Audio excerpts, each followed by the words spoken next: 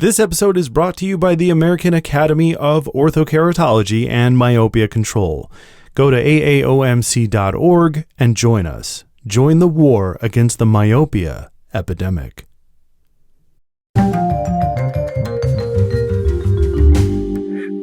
All right, welcome to the Corrected View podcast. This is a show about myopia control. It's a show about Ortho-K, and it's a show about the people who are devoted to its role in specialty care. And I have one of those people with me today.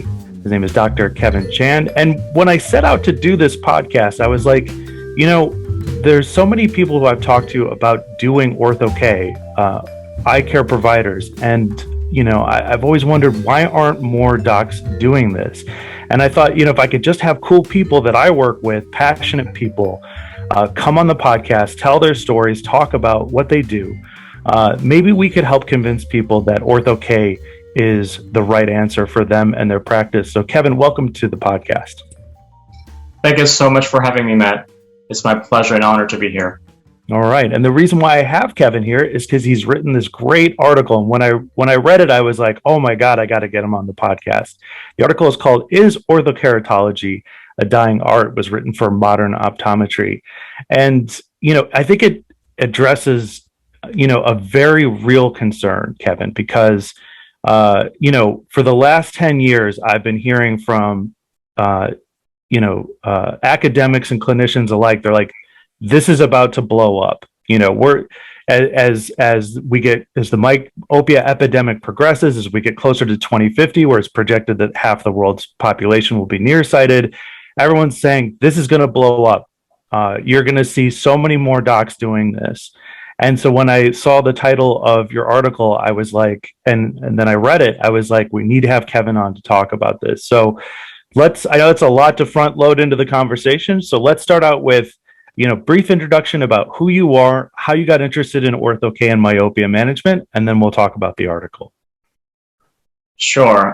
So for those who haven't met, I'm Dr. Kevin Chan, and I'm the Senior Clinical Director at Treehouse Eyes. I'm based in Virginia, in the East Coast.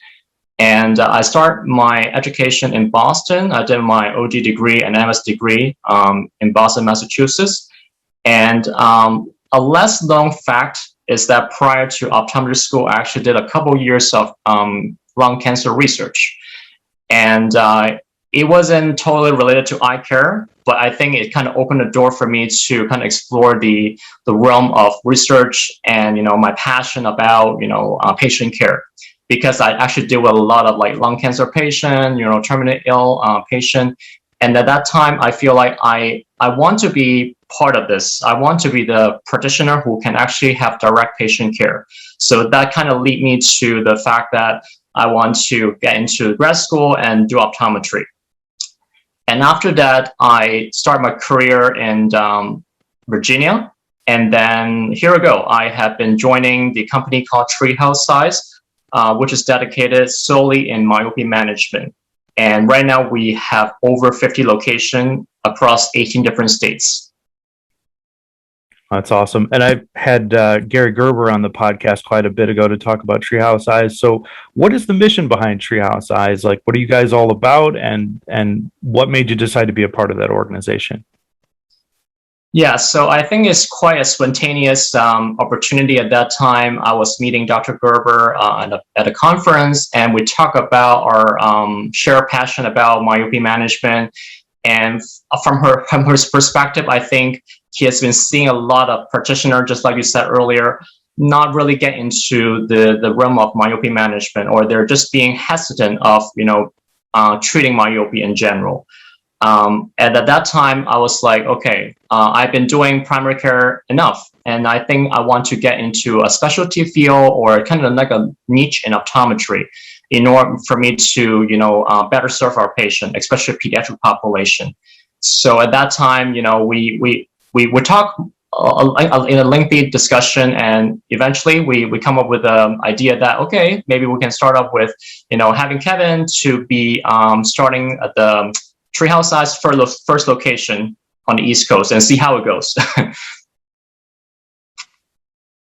All right. So let's get to the article.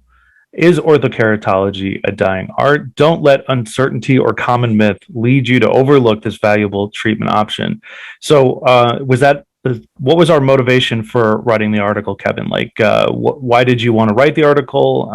What are you seeing as far as, when I talk to eye care providers, there's a lot of resistance when it comes to doing myopia management and ortho-K.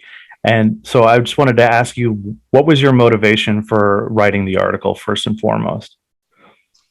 Yeah, so at that time I was talking to the editor-in-chief in modern optometry, and we come up with this idea that I think we both see the opportunity of doing more myopia management for our patients. But at the same time, like you said, we also see a large knowledge gap in terms of educating practitioner, and not to mention about patient. If we as a practitioner cannot really convince ourselves to do myopia management well, then don't even think about being able to convince the parent. So at that time, we come up with this interesting, cool idea that I don't want to make ortho-K as a really dull subject. So that's why I want to change the perspective a little bit and see, can we talk a little bit more about RC side of ortho-K? Because obviously there's a lot of science involved fitting ortho-K lenses, but this is not the conversation is about. It's about how to bring the artistic side of fitting ortho-K for practitioners so that they will be more aware and more appreciative of what we can do using this technology to help our patient. I love that you said artistic side of it. I was hoping you'd go more into that because I've heard that same theme amongst many members of the AAOMC and other orthokeratologists. What is the artistic side of ortho-K? Yeah, so that's a really good question, but not easy to answer as well. I think I'm still learning day by day. But in my clinical practice, I'm getting a lot of questions from parent or even practitioner asking me, how can you do all these things, all day long? I have a really busy daily practice. I have no time for ortho-K.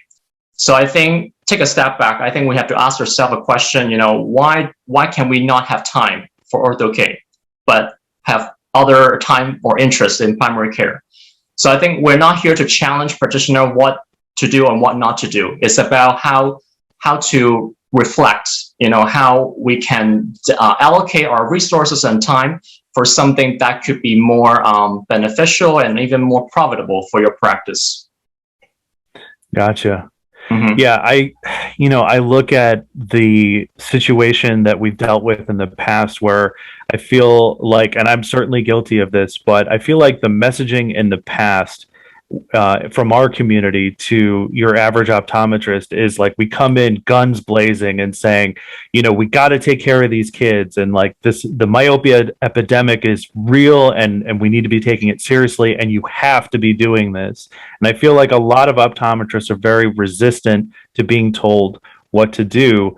And I feel like if we could just open the doors and show optometrists that this is fun and interesting, a lot of members of the AAOMC felt like their passion for optometry was renewed with ortho-K, and it let them take better care of the patient and get more involved in what they originally set out to do as an optometrist. Would you agree with that assessment?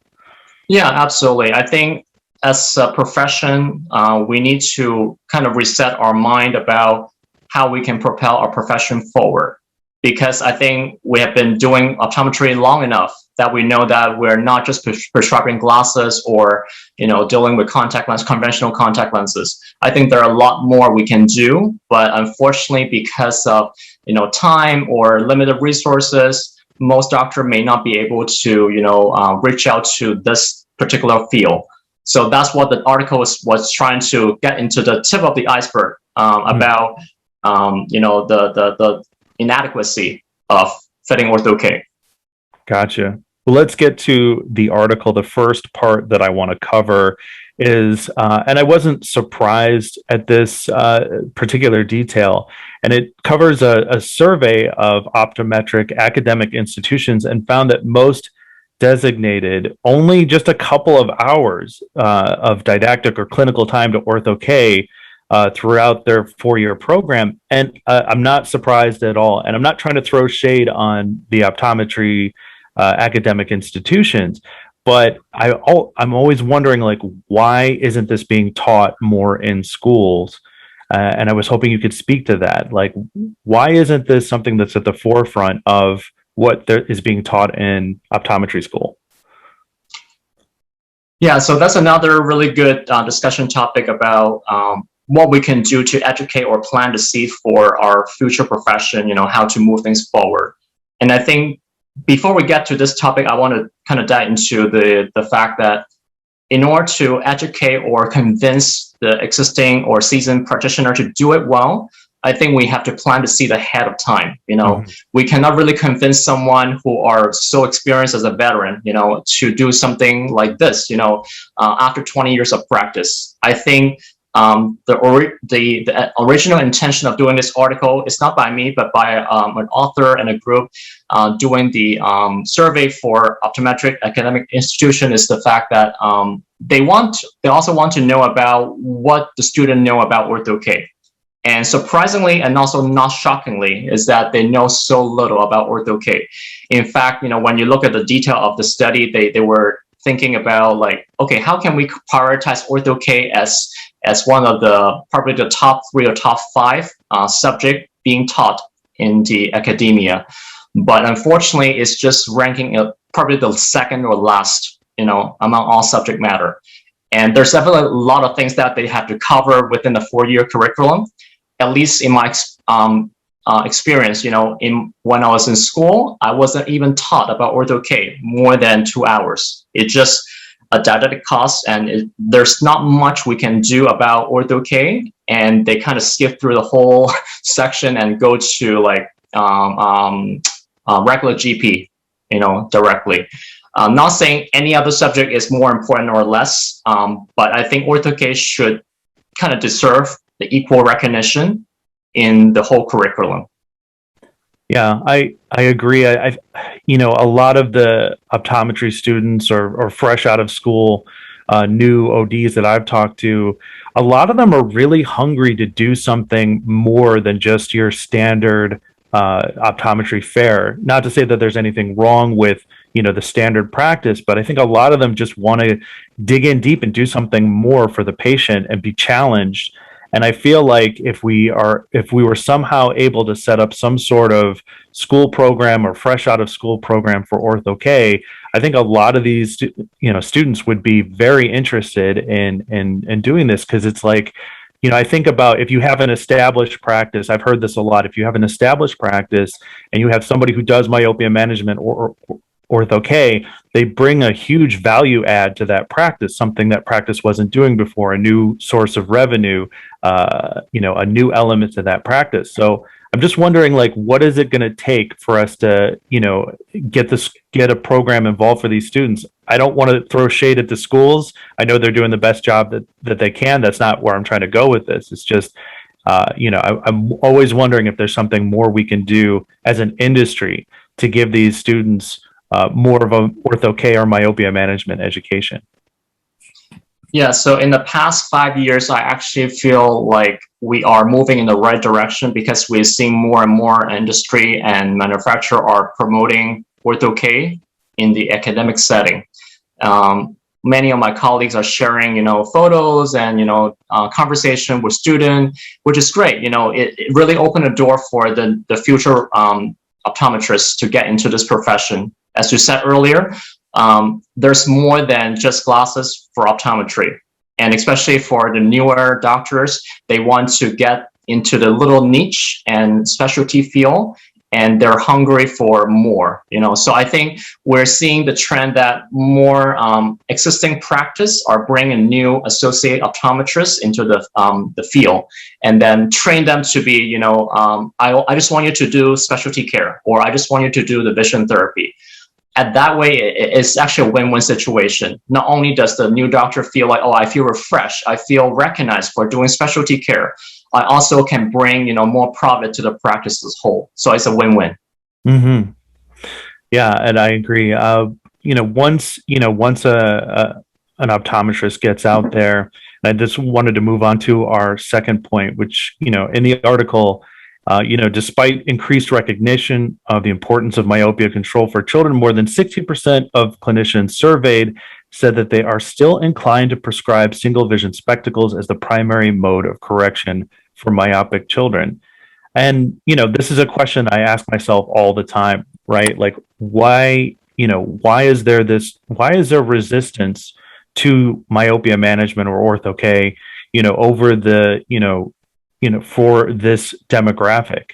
And I was hoping you could elaborate on that from your perspective of writing this article. Yeah, so according to this international survey, it's not just located in the state, but actually worldwide. So this problem is more epidemic as a whole. And I think from what I gather from this survey is that, more practitioners are aware of myopia management.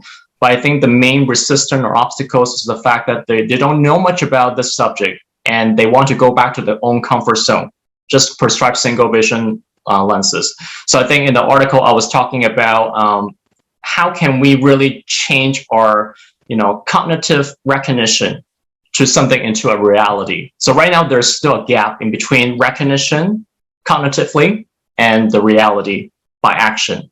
Mm-hmm. And I think in the state, at least I think I'm seeing the similar trend. I've been talking to colleagues. They definitely recognize what we do in Treehouse Eyes, but at the same time they were a little struggling or a little lost in the forest, as if like they don't know where to start. And then by the time they want to get started, okay, I need more funding, or I need more time, or I need more allocation of resources. So all these things added together, it just put a lot of stress and constraint to most practitioners. That's why they were really hesitant to do it. Yeah, I got to imagine if you're an optometrist and you're looking at the prospect of ortho-K, especially if your practice is built around the idea of glasses and contacts, the whole front office, front of your practice has, boards of glasses and whatnot. And this is what you're used to doing. There's got to be a very intimidating prospect. A myopia management or ortho-K patient takes more time and attention.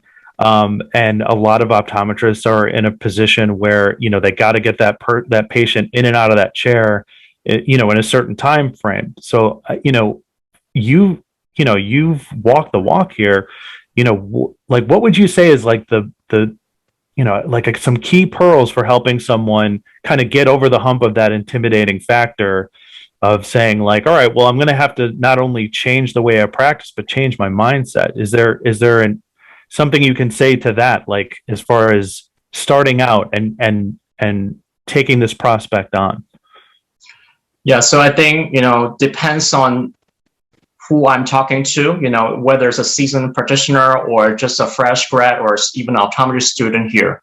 Mm-hmm. And I think what we have to look at is not just about, how much you know in terms of clinical knowledge. Everyone can do ortho-K, but how can we do it well and do it the right way? That's the challenge. And I think most doctors are yet willing to take up this challenge, and they feel like they are so complacent about their own practice and I'm making decent living, and why change? I think that's the major obstacles among doctors. And to overcome this, I think we need to take a step back and reflect, what do we want to do for the profession? And are we happy or content enough to just prescribing glasses for the rest of our life for our profession? Is it the right way to treat our patient? Not just about ortho-K. Let's take a look at the other perspective, doing, for example, glaucoma care. You're not going to be happy or content with just prescribing eye drops or checking pressure every single time. There's a lot more technology out there showing that surgical technique can actually help mitigate the need of, topical medication. So many doctors are so enthusiastic about this topic. Oh, I can send the patient for surgical consult so that they don't have to be relying on topical medication. So on the same token, if we were to take a similar mindset, can we do something better for our patient by offering them, additional type of intervention that we can slow down myopia? And I think it's more about how we can change our our practice mentality rather than just try to enrich, keep taking CE and enrich the knowledge, which is really important too. But I think without knowing where to go, or how to adjust your mindset, you're not going to go far. Yeah, adjusting your mindset, I think, is a huge component.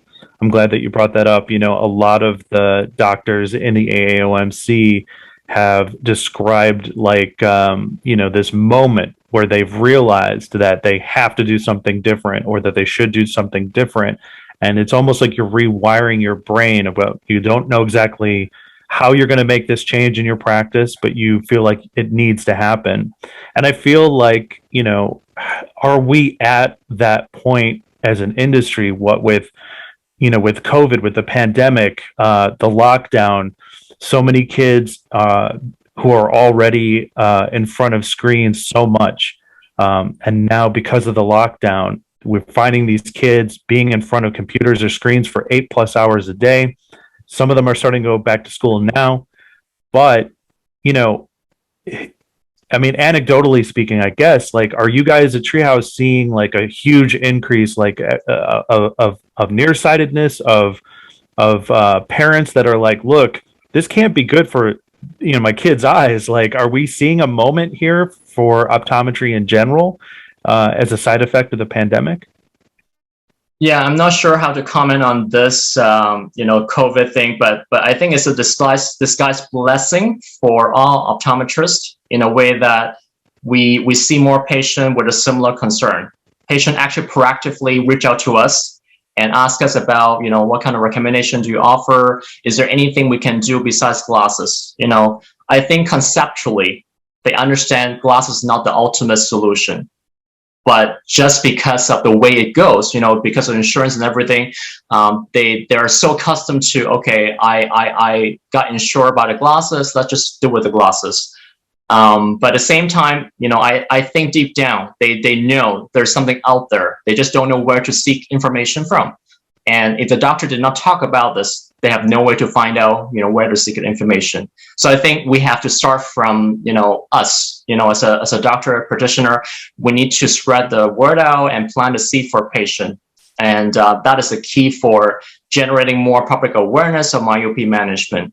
And recently, in the past 18 months, we definitely see an influx of patients, ranging from as young as 3 years old, having a first pair of glasses, which is kind of shocking to me. But at the same time, I think COVID taught us one thing, is that we need to be out of our comfort zone a little bit, just like how we do Zoom these days. Without Zoom, probably we cannot really get our life going. But I think along the same token, I think this is a huge opportunity for us as a practitioner to be able to be more innovative, to be able to reach our comfort zone so that we can have a better clinical care for our patient. Yeah, I see what you're saying. And I'm wondering, what is it going to take as an industry as a whole? I would much rather present, because I don't think every OD should do myopia management or ortho-K. I think if your heart's not in it, you shouldn't be doing it. If you want to do something else, if there's another aspect of optometry that you're fired up about, or if you're just not interested, I don't think you should do it. But I do think that you should refer your myopia management patients, right? The AAOMC has a doctor search tool on its website for patients and practitioners to refer patients or to find a practitioner. But then there's this, and maybe this is a bit controversial to say, but I feel like there's a lot of ODs out there that don't want to refer their patients, even if somebody like me, and this is just my opinion, I'm not speaking for the Academy or anybody else, but even if somebody like me says you should be referring these patients, I feel like some of them are not going to. And I'm wondering, is this a trend? Is this a cult, like a paradigm or cultural aspect of being an optometrist? And how do we address that? How do we, raise the bar for everybody so that we can just take care of the patient? Yeah, so that's a really interesting topic about why do we as OD really reluctant to share patient care? Just like many ophthalmologists, they share patient, back and forth, just because it's not the specialty. You don't want to see a corneal guy for glaucoma care. But I think I definitely see your perspective, why we're so reluctant. But at the same time, there's a bigger problem here, because we are in a small ecosystem that we don't want to lose our patient, as if, patient would go somewhere for myopia management. But take this as an opportunity to educate our patient that there are different type of eye care we need to be responsible for. And each doctor may not be knowing everything, including myself. My specialty is in myopia management. So if I'm not really comfortable dealing with vision therapy, for example, or having a patient having like some retinal issue, then I'll definitely be happy to refer out without losing the mind that, oh, I'm going to lose this patient, because you need to recognize the fact that you are doing the best for the patient, and patient will appreciate, your referral rather than just going somewhere else. They will stick with you. I can see that. I have attested to that. And some patients actually come back and see me after, wandering around in the field for almost a year or so. They couldn't find any doctor that addressed their need.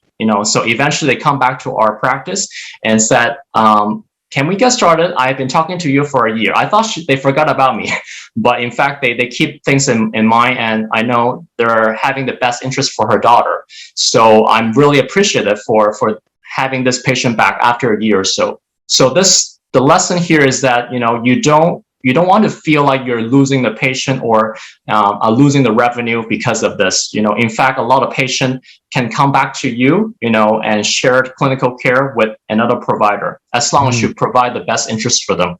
Mm-hmm. Yeah, and I feel like, and I think Gary Gerber said this before. I don't know if it was on the podcast or when it was, but I think we're going to just see a lot more nearsighted kids.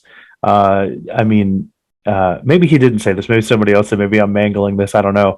But I remember, I think he said it, that at some point everybody's just going to see way more nearsighted kids.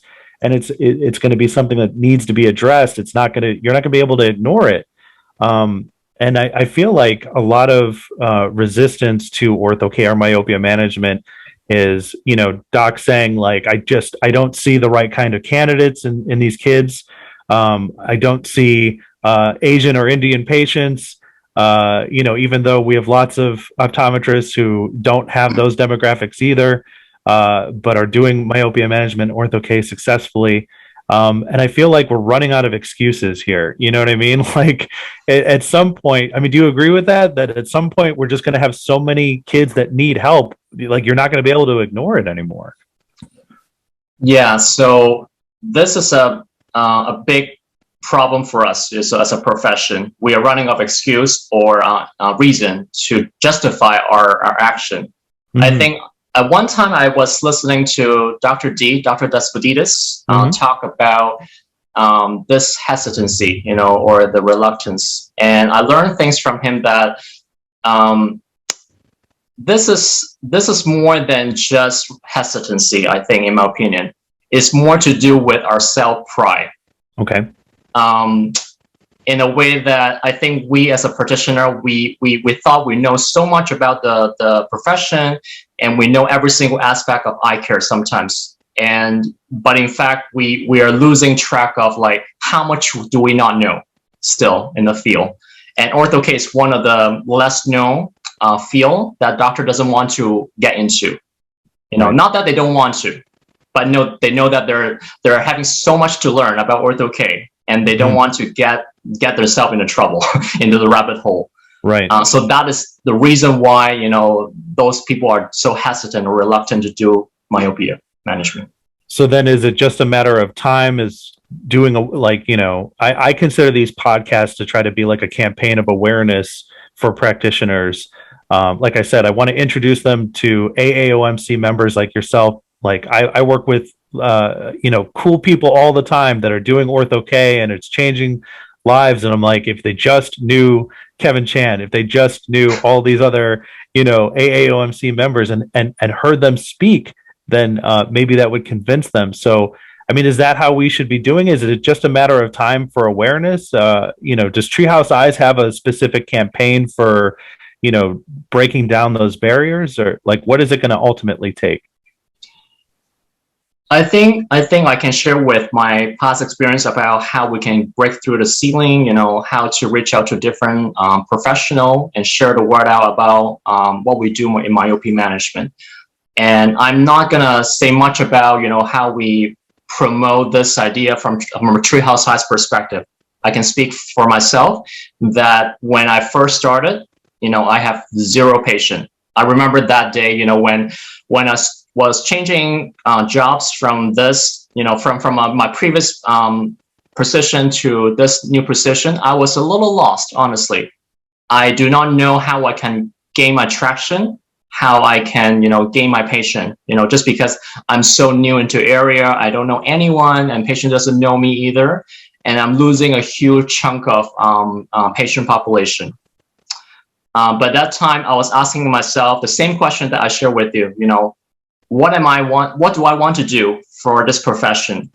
Am I content enough to do, routine care, for the rest of my career? I think I have a little bit more ambition. I can speak for myself. I know I want to do a bit more. And that's why I want to serve a bit more patient, even though it may not serve my best interest at that time. I was so self-defeated. I don't know where to start. I can share a lot of pain and discomfort, among all practitioner. I've been through this. I know how you're feeling right now. Mm-hmm. So I definitely can share with you, learning from my own failure, okay, starting from ground zero, okay, no patient. How can we gain traction to all the way till now we have 50 locations nationwide? I think one of the best thing is, like, it sounds very cliche, but it's about consistency and perseverance. And I knock doors, to physician office, talk to different refractive surgeon. I have no reputation at that time, and I was a little bit embarrassed and kind of like putting myself back into the ground, okay, to really relearn everything about eye care. And obviously there's a lot of rejection, a lot of different demeanor towards myopia management at that time. But I think the seed was planted at that time, and eventually things paid off. More and more doctors are able to recognize, not just for the company, but as a subject and as a whole. We recognize that myopia management is a thing that we can do something more about it. In fact, most ophthalmologists I've been interact with, they're not opposing the idea of myopia management, but they're just a little bit weary about having Ortho-K for overnight wear. Mm-hmm. All right, so that's why the Academy of Ophthalmology also recognized, the need of myopia management worldwide. I'm glad that you shared that. You're starting out this prospect of myopia management or Ortho-K. I'm trying to create like this analogy, like it's like the bodybuilder paradigm. I have this friend who, he was an overweight kid. He experienced some terrible back problems, and he got into weightlifting as a way to like help, recondition his body and make the best out of a bad situation. And he ended up, in a much better spot. And it took him years and years to figure out like nutrition, weightlifting, conditioning, mindset. And then he goes to the gym pre-COVID. He goes to the gym, and somebody who's just starting out looks at this guy, and he's got this like, superhero style body, right? And so they go, hey, how can I be like you? Basically is what they want to say. And he'll start asking them questions, and, they'll say like, okay, well, this is where I'm at. This is where I'm at. And what he finds is it's difficult for them to identify with them because they're looking at the result of what he has now. But what they don't see is that he was exactly where they were, and it just took, perseverance and a different mindset, and it was a grind, but it was worth doing. And I feel like that's a similar thing that happens in our industry, where you look at someone like yourself, some of these other, people in the academy who, are preaching the gospel on Ortho-K, And they're like, well, that's easy for you to say. You must have this kind of patient demographic or this kind of advantage or whatever. And I think we lose sight of, everybody starts out at some point, and it's like, maybe I can come up with a better analogy at some point, but that's the one I'm going to use for now. So I'm really glad that you mentioned that. This podcast is made possible by the American Academy of Orthokeratology and Myopia Control. If you want to learn how to do Ortho-K, then we can teach you. If you're looking for a passionate community of like-minded experts, then consider becoming an AAOMC member. Or if myopia management just isn't your thing, that's okay too. Use the AAOMC online doctor search tool to refer your myopia management patients. For more information, visit AAOMC.org and join us. Join the war against the myopia epidemic. All right. So one of the other things that I wanted to focus on in your article are the myths that you mentioned. Let's start with myth number 1. Ortho-K doesn't work well. So, for the uninitiated, can you explain this myth and then debunk it for us? Yeah, so I think it is one of the most common and also one of the most important things that we have to debunk in terms of what is the clinical efficacy that we know about Ortho-K in general. So right now, Ortho-K is considered one of the most effective way and then also a non-invasive intervention for mitigating myopia progression.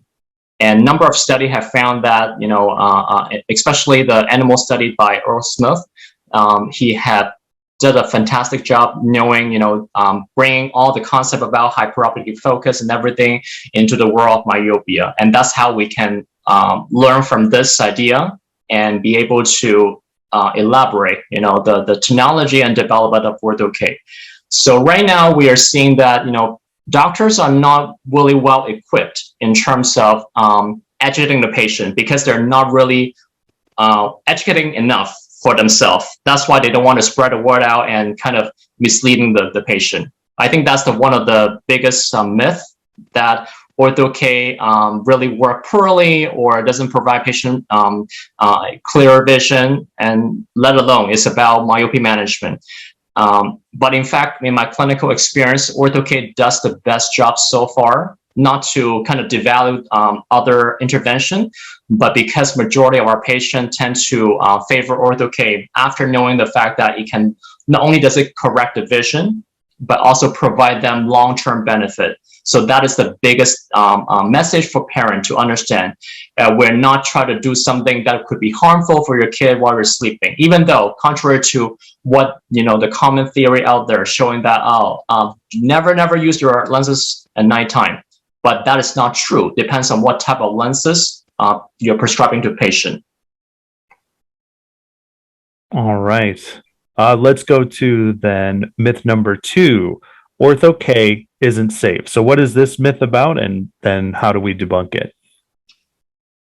Yeah, so Ortho-K isn't safe. Is it really a true statement? I think the more we learn about Ortho-K, the more we know about this is really a safe modality or intervention to treat patient.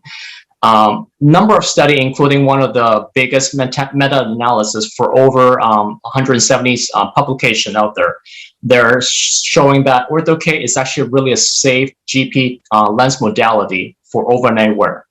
And even though we are seeing that in some cases, patient may develop some chances of microbial keratitis or MK, acanthamiba, that kind of crazy stuff. But, in my clinical experience, maybe because we're doing a really good job in terms of educating parents and do a lot of preparation prior to fitting Ortho-K for young kids, they rarely have any chance of getting any type of corneal infection. It's all more about patient education and how we can present that in a relative term. Ortho-K is just one of the means to correct a patient, having them with good vision during the day, but it's no difference compared to other soft daily contact lenses if patient were abused that type of lenses. So treat Ortho-K as one of the GP modality, just like how you fit conventional GP. Education and proper allocation of resources is the key. You have to know how to find resources and better educate your patient so that they don't make the same mistake. For example, I have a couple patients who learned something out there on the Dr. Google internet, and they found that there's some solution X, Y, and Z that can be used for cleaning Ortho-K. And obviously, they're not the best solution out there, and that's why they have a lot of sensation, discomfort, and stuff like that. So I think the lesson learned is that if we don't provide enough education or the proper way to treat Ortho-K, obviously it's not going to be safe for anyone. But I think we as a practitioner need to do a better job to kind of debunk this myth so that patient kind of have a better mind, better idea how Ortho-K is, what Ortho-K is about, what we can do for the young kid, so that they don't feel like it's something is unreachable. Yeah, this reminds me of my favorite story in this regard, because I'll talk about Ortho-K, in a general sense out in the world, and I was talking with this young woman about it, and she goes, "Well, what is it safe? Like, what should we be concerned about with it? Like, what are the kind of concerns?" And as I'm about to describe, a much more simplified version of everything you just said, she took out a soft contact lens from her eye and then put it in her mouth. She put it in her mouth, and I was just like, and so I'm like, well, right there, I'm like, this is a perfect example. Like, you need to educate the patient and about taking care of their lenses. And I'm like, look, the dangers or risks involved with this, as far as taking care of your lenses, like you are doing right now, like a terrible thing by putting it in your mouth. So it's amazing to me, like what people will accept about one thing over the other. And it was happening right in front of me. I couldn't get over it. Yeah, so I have tons of story to share with you, and one of them is like you said, disinfection. Is really crazy idea and also very innovative. I have another mom who actually did it in a different way. She adopted Ortho-K in a different country. When she came to my practice. And I think she had been doing Ortho-K for her son for about 8 years. In the past 8 years, what she did was not using any other conventional type of disinfectant solution, like what we talk about, clear care and stuff like that. Rather, she was using, boiling water to clean the lenses, as if this is the best way of disinfecting the lenses. So obviously, it just make the lens very fragile, and it's not the right way to take care of the lenses. Jeez. Eventually, the kid is just developing a lot of discomfort. Eventually, we have to wash out the patient and refit her, the whole thing. Yeah, it's amazing what people will do. That to us, it's just like, what are you doing? Like, this is crazy. This is not how you take care of these lenses. It's not how you take care of yourself. I'll never get over it. So it's all right. Okay. So those are our, let's see, we got one more myth, number 3, and we touched on this a little bit earlier about fitting Ortho-K is difficult and time consuming. So let's address this myth and then debunk it. Yeah. So I think a lot of practitioners are assuming that Ortho-K is pretty time consuming. It's going to take a lot of chair time, in my daily busy practice. And definitely there's a lot of things to learn about Ortho-K. You first have to take on, the clinical challenge of knowing about Ortho-K, how to be more proficient about this specialty lens care. But at the same time, it's more to do with how you allocate your resource and your time in your daily practice. It's definitely doable, but it's not something you can just get it out there and get it overnight. You gotta really plan it out and educate your staff, prep your staff about how you can spread the word out. And if you do it systematically and logically, all right, any practice can get into this Ortho-K field, in a really smooth way. Yeah. In fact, I'm seeing, the industry also growing. A lot of manufacturers are doing a better job in terms of educating provider about the ease of fitting Ortho-K. back in the old days, we are using, trial lenses, even though it still exists, from depends on different practice. But I think more and more industry are switching gears from trial fit to empirical fit. That actually helps save a lot of time and also improve the accuracy of fitting Ortho-K. They have a specific algorithm that they can follow, as long as the provider can take good images on the topography and getting basic data for the cornea. All right, they will pretty much do all the things for you and to get a really good first fit success. Gotcha. And is that a matter of, like, if you're just starting out, is it a matter of just like putting a couple hours aside every day? We often hear that you should fit your family and your staff first so you can get a good feel for what this is like. But is it a matter of just like, hey, set aside a couple of hours every day to work on this and develop and get more familiar with it and learn what needs to be done? Is that accurate as far as like how to make that adjustment? Yeah, so I think I follow the same idea. For a new practitioner who want to get into the field of myopia management, definitely you want to enrich yourself with more knowledge. AAOMC website is one of the fantastic resources. I learn a lot from other providers, and definitely it's a good way to start. Your ideas and how to implement those ideas. Obviously, it's not an overnight sensation. You cannot do Ortho-K well just overnight. You have to do it by repetition, by perseverance, and you have to learn from your own mistake as well. When I first started with Ortho-K, I made tons of mistakes and I don't know how to refit the patient, and I was a little lost, but I wasn't giving up at that time. I know I can do better.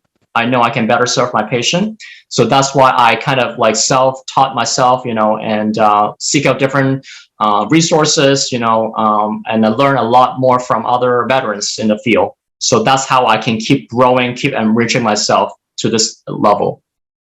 Yeah, I love that. I love that you said that. I think we live, just generally speaking, we live in this culture where if you make a mistake, it's this really bad thing, and you feel bad because obviously we all want to succeed at what we do.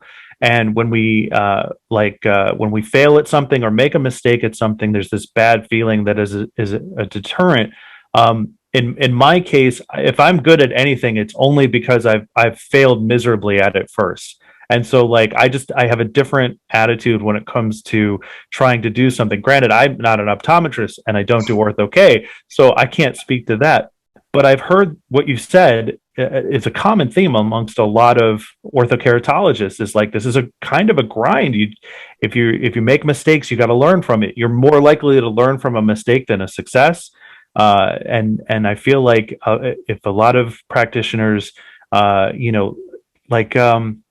common theme is don't dabble, right? Mm-hmm. But I feel like, and maybe I'm wrong about this, and you could definitely speak to this better than I am. I feel like, how do you not dabble at first? I feel, the message is don't dabble, go all in. But then if you're the average optometrist who wants to get into this, how do you go all in and not dabble? I feel like dabbling is the safer route. It's the more logical route. Like, this is an intimidating prospect, so I need to figure it out as I go. So do you agree with that as far as like, don't dabble, go all in? Or like, what is your perspective?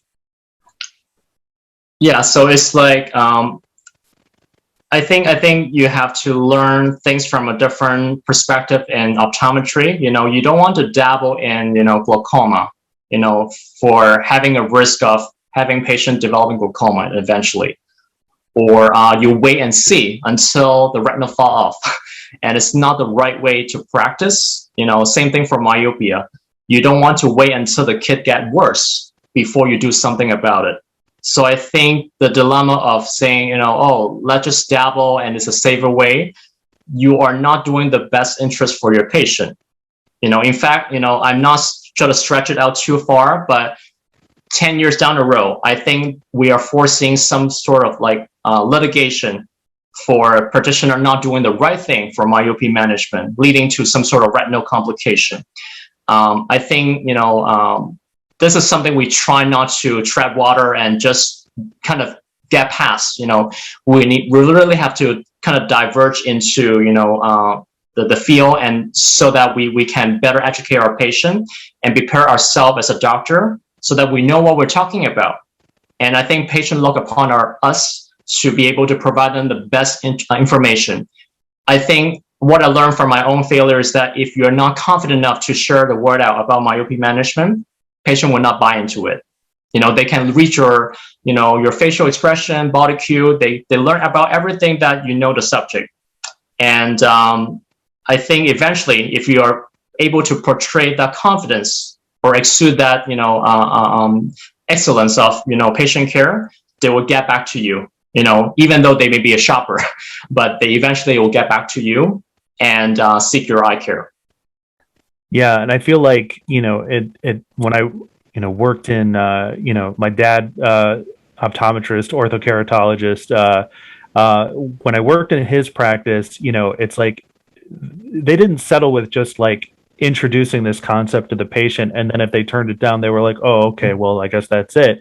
It's like this was a regular message. This is the information is important, the options are important. If they didn't convince the patient or didn't put across the message the first time, it's not like they just stopped doing it. It's important, so they just kept reiterating the same, with the same level of passion and dedication of what Ortho-K is, why it's important, why they're recommending it for the patient. So I feel like, you got to have thicker skin if you're going to be an optometrist who does this. Like, you have to get used to people turning you down because, they may turn it down now, but if you keep that message going, you're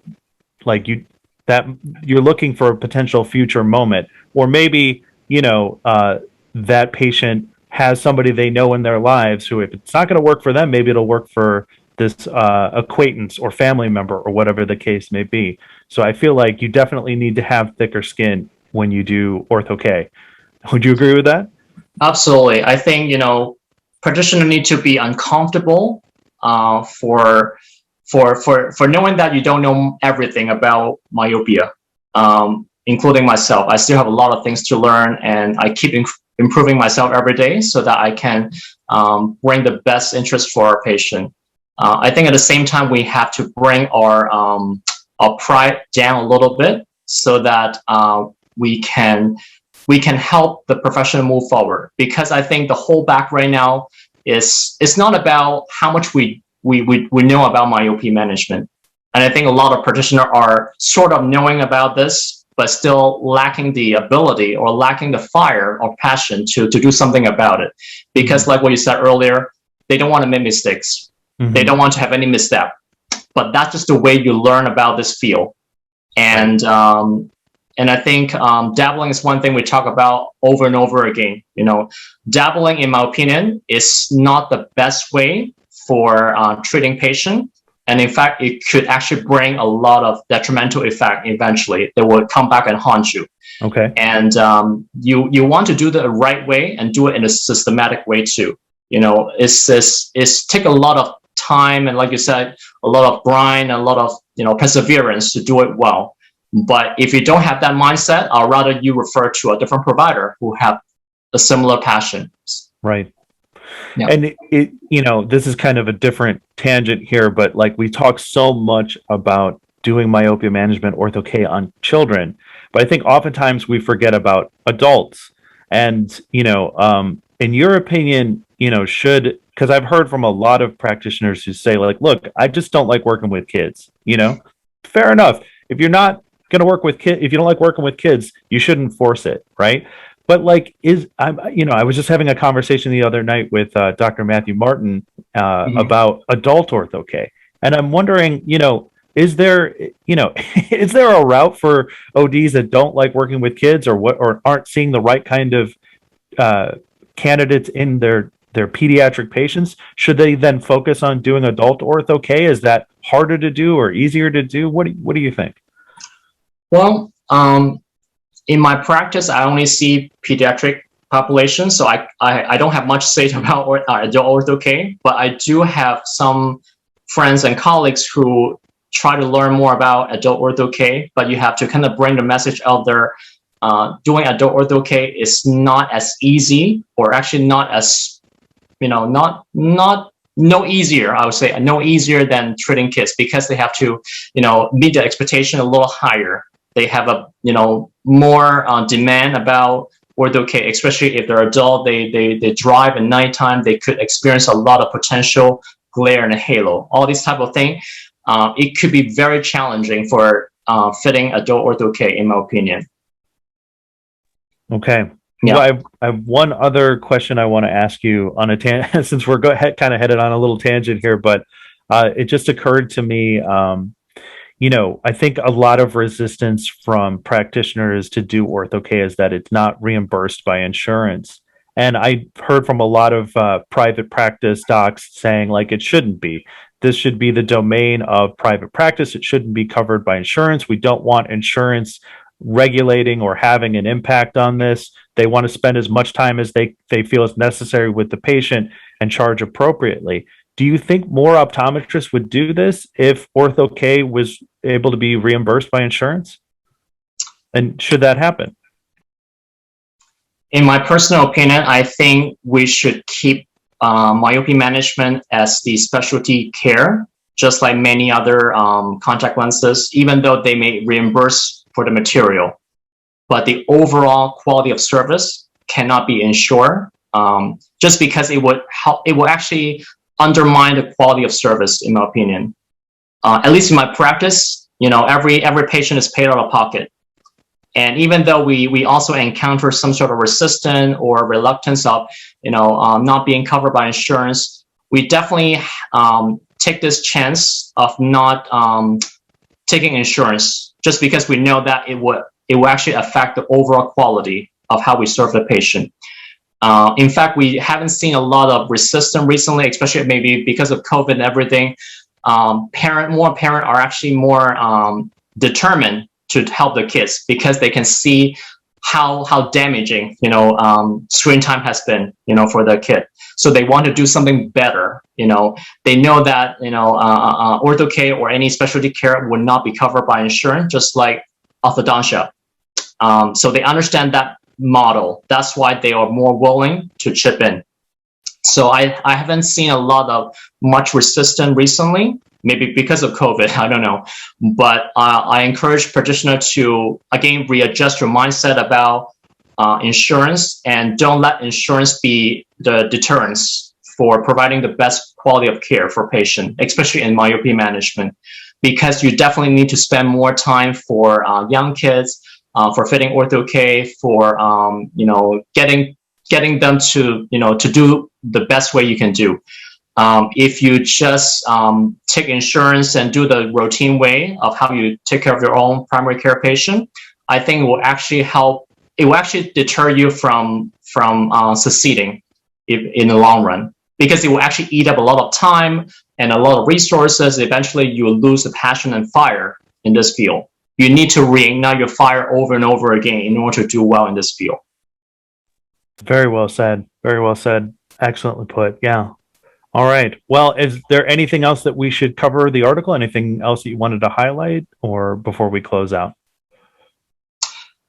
And so I think just as a summary, I want practitioner or student to take home that Ortho-K is nothing is like a monster, or nothing is unreachable. It's definitely something you can learn. You can learn by learning from the best provider, learning from the best resources.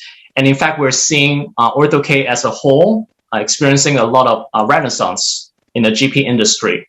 And if you fit scleral lenses well, you should fit Ortho-K well enough as well. So there's no difference in terms of fitting modality, as long as you have the right mindset.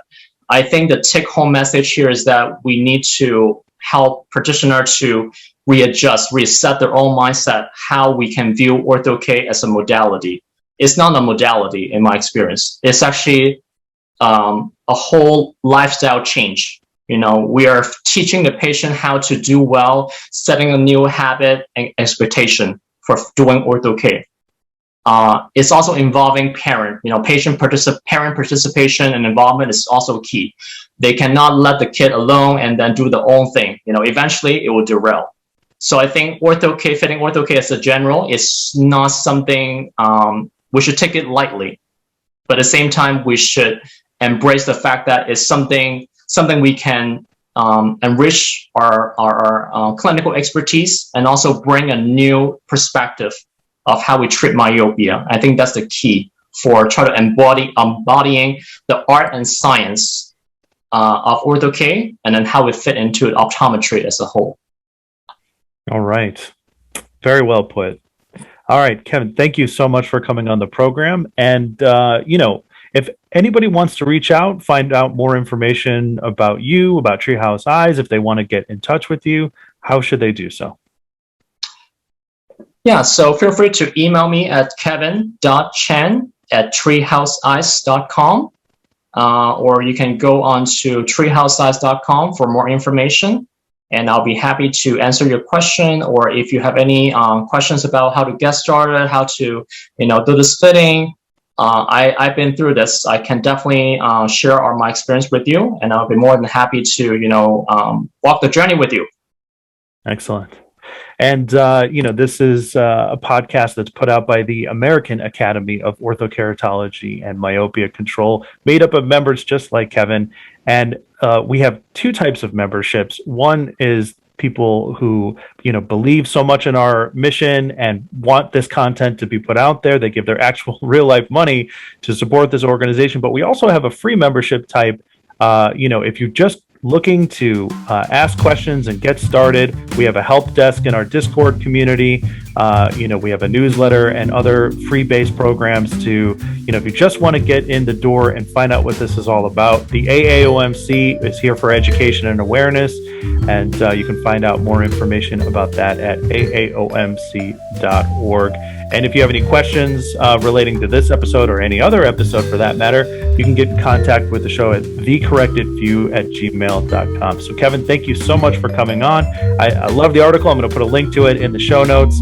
And I was so glad to have you come on and talk more. I would love to have you back to talk about anything else, relating to Ortho-K or myopia control. So thank you so much for coming on the program. Thank you so much for having me. All right. And to everybody else, we'll see you at the next one. Well, that's it for this episode of The Corrected View. And if you enjoyed this podcast, be sure to thank the standard members of the American Academy of Orthokeratology and Myopia Control, whose annual dues and support make it possible for the AAOMC to put out education, awareness, and content like this. And I'd also like to give a special shout out that I'm going to be giving out at the end of every Corrected View episode for 1 full year. And that shout out goes to Dr. Somi O for her very generous contribution at the lifetime member level of our fundraiser. Thank you to everyone who contributed and keeping the AAOMC alive. You are awesome.